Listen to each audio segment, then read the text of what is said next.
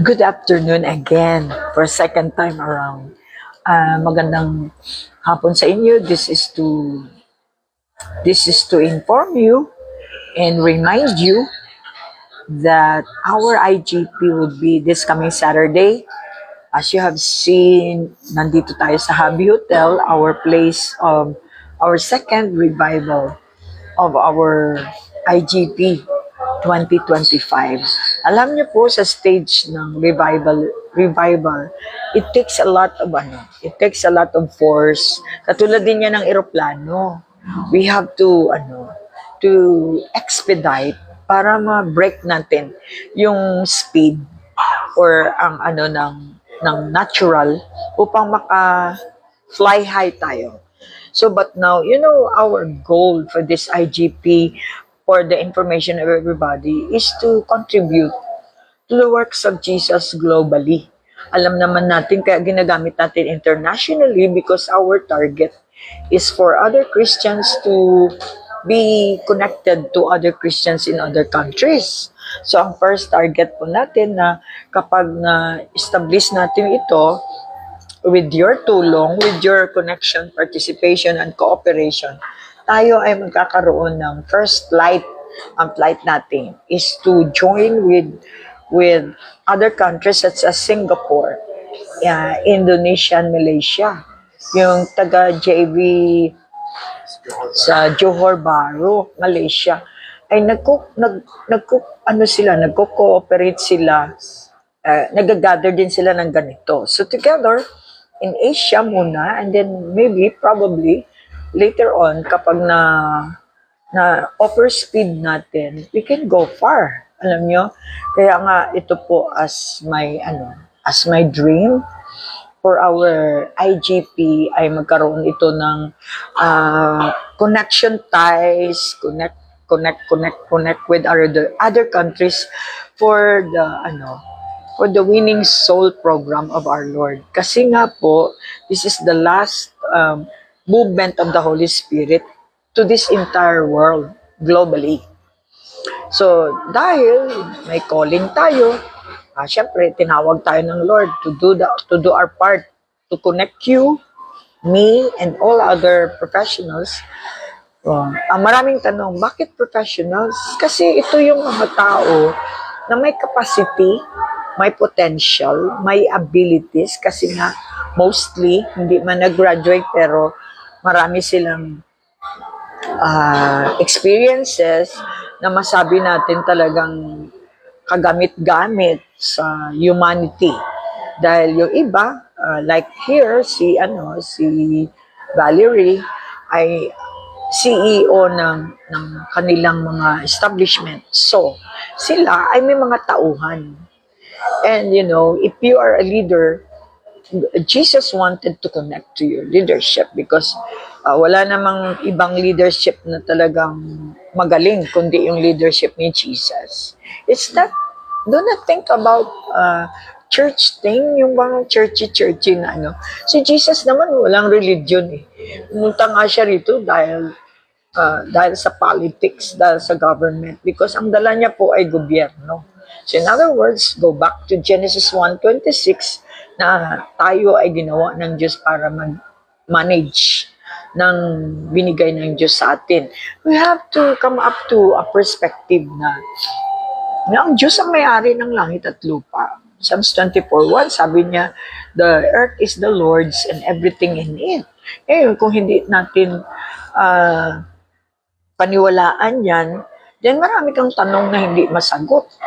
The only question that can be answered is the one who can give you the right truth. Kasi marami namang truth dito na wala talagang sustainability.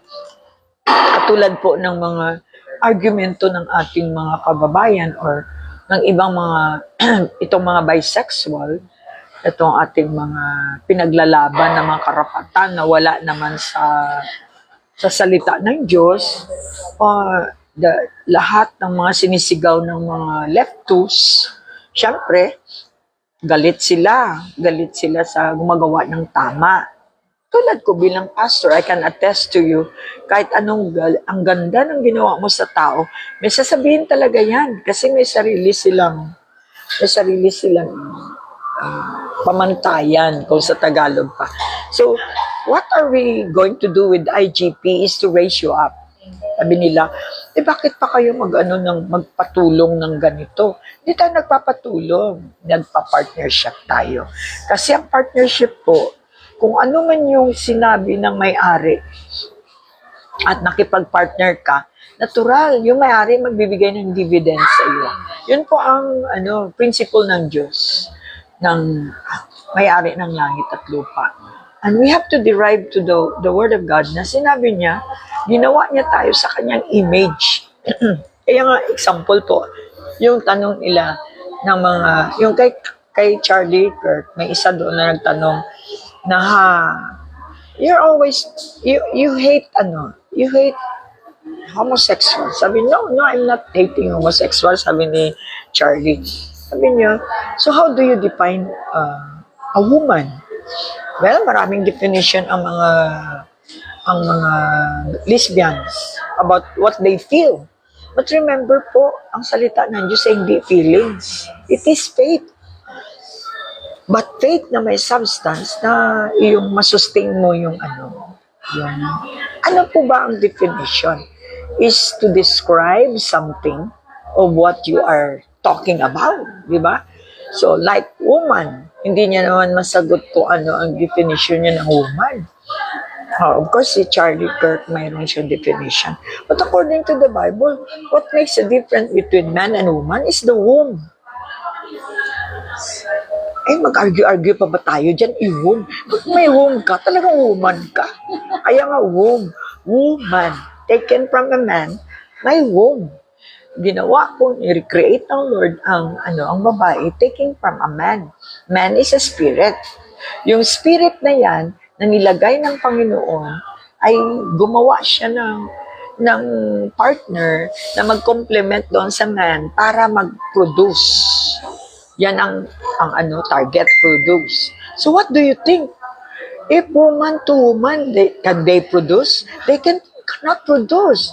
But except all the tattoos and all the yun. And then at the end, you wanted what? Because it's our nature na magkaroon tayo ng mga anak. Hindi naman pwedeng tatagal tayo dito sa lupa na tatanda tayo. And you end up, you two women, you will end up adopting children. So what are you doing? If all these things are right to you, what will happen to this world? You're putting stoppage. Because it is the design of God that man and woman should be one in order to produce. That's all. God wants me to be productive, not only in my physical body, but in every way that God has given me. And I am told by God to be productive. So kapag productive po tayo, di ba, maganda, masaya ang buhay pag productive ka. Hindi masaya ang buhay pag wala kang production. Kaya nga ako, ang dami-dami kong napuproduce ng mga Kristiyano na inaayos ng Lord sa pamamagitan ng pag-ayos niya sa buhay ko. That's the reason why we have IGP, to lift up our professionals na naging ganun na sila. Observe lahat ng mga halos, lahat. Hindi ko sinabing lahat. I mean, halos puno sa utang. And you find out, puno ng sakit. Yun po ang natin, hindi yung pera ng mga professionals. I tell you, professionals walang pera. Meron yan silang mga names at saka cars, but full of debts. So kaya nga pupunta si Jesus dito para tulungan tayo, hindi lang yung pa-party-party na ganito. For you to hear the shifting of God. Kagabi we talk about the sway, yung terminology ng rapture na caught up is yun ay para sa mga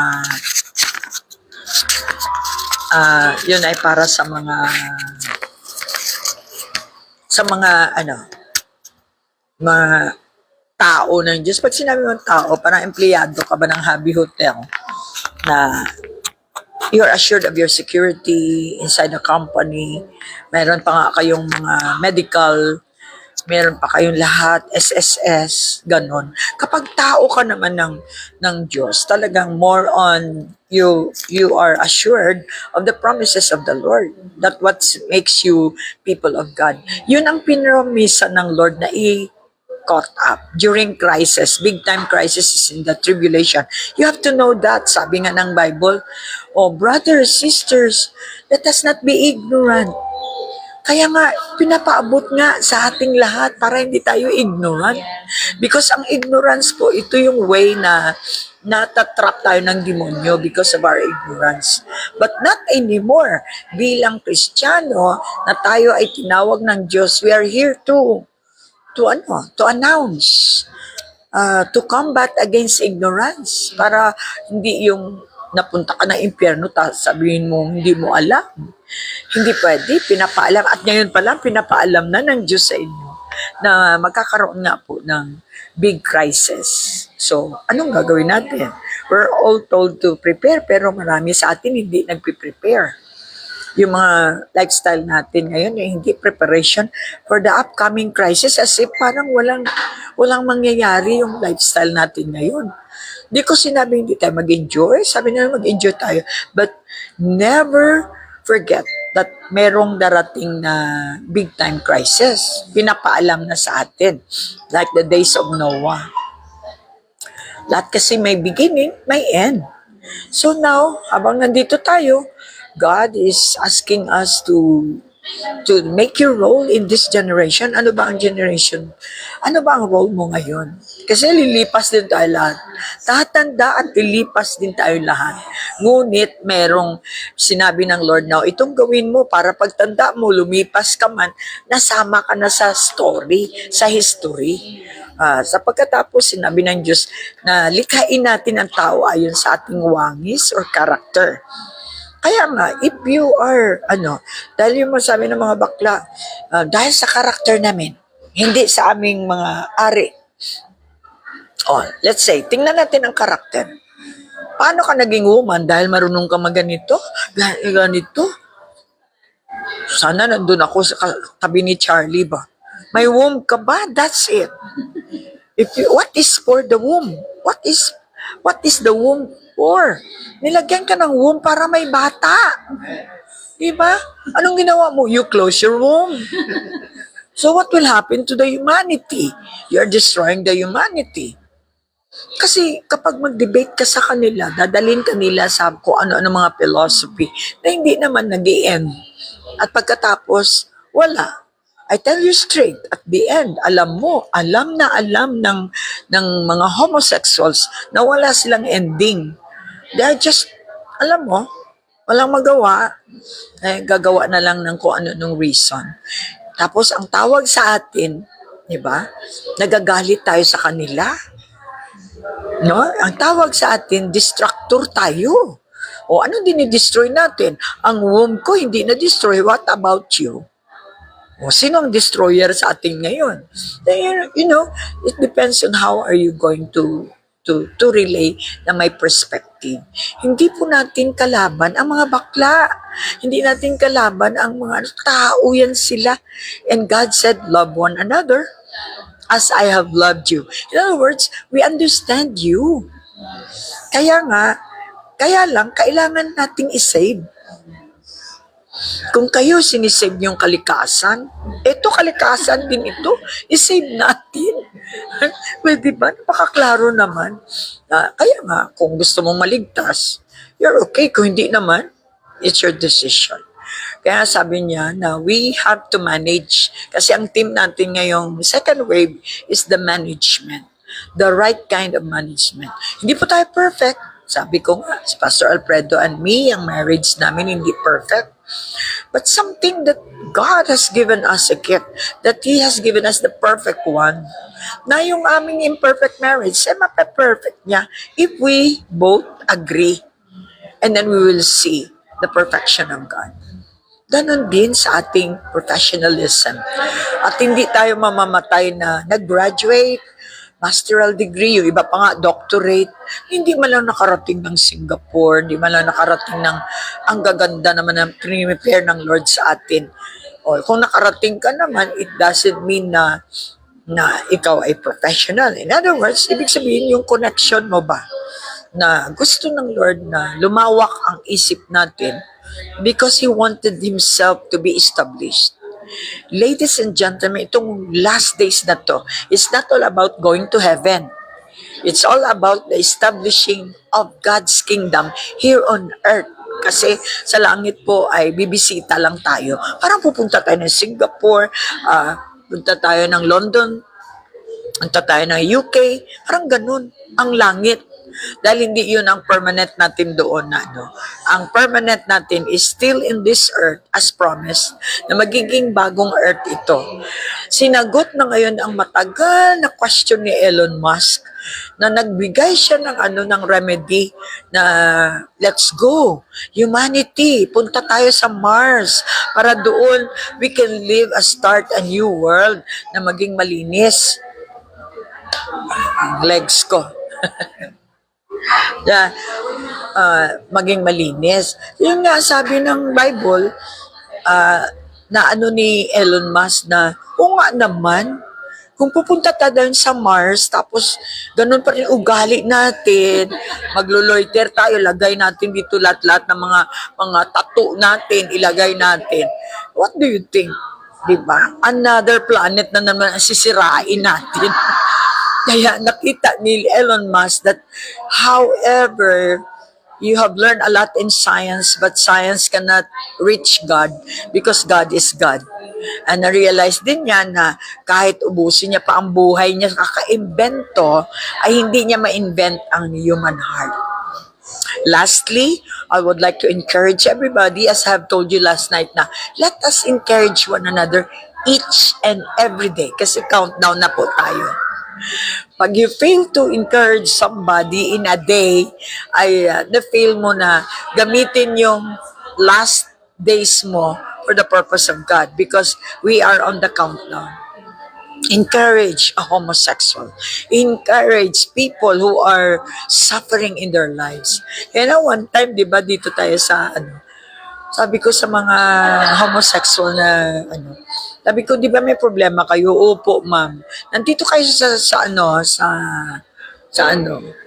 Sinabi namin, halika dito, may libreng merienda. Tuwang-tuwa sila. Pwede ba ma'am mag-invite pa ng marami kasi wala po kaming merienda talaga. Ba't kayo dito sa mall? Wala pa lang pakinaba ang mall sa inyo. Diba? Ibig sabihin nyo, let us be true na maraming mga entertainment lang ang habol nila sa buhay nila. Which pag-uwi nila, alam nilang wala silang makain, wasak yung pamilya nila. Yun po ang ating target na we can be of a channel of somebody. Ano ba naman ako nung araw? Salamat, may tao na salita ng light. Nabigyan na ako ng ilaw, kaya ngayon ako na naman ang nagbibigay ng light sa iba. Ganun lang po kasimple ang IGP. Our target. Ano ba yan? Ano yan? Ito po ay isang magandang opportunity sa inyo makapag-shift. Hindi is swift, kundi is shift. Upang kayo ay makot up. Pagdating ng panahon, altogether, ang gusto ni Jesus, tayo ay ma-envelope ng kanyang love na hindi tayo mahirapan sa great tribulation or great crisis. Pang last hour na announcement po ito.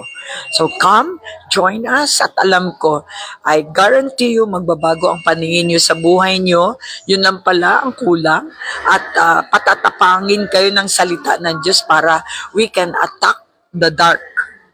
Si Charlie Kirk po pinatay ng dark. Nakakamatay ang dark. Kaya tinatawagan na tayo ng Lord na pumunta na tayo sa marvelous light kasi mabubuhay tayo sa marvelous light. God bless you. We love you. At nandito kami ngayon para mag-pray, magsuportahan, magbigay ng mga views namin kung ano ating magagawa itong Saturday na to na maka-assemble lang tayo ng 100. ng mga tao na mabigyan sila ng shifting sa kanilang pananaw.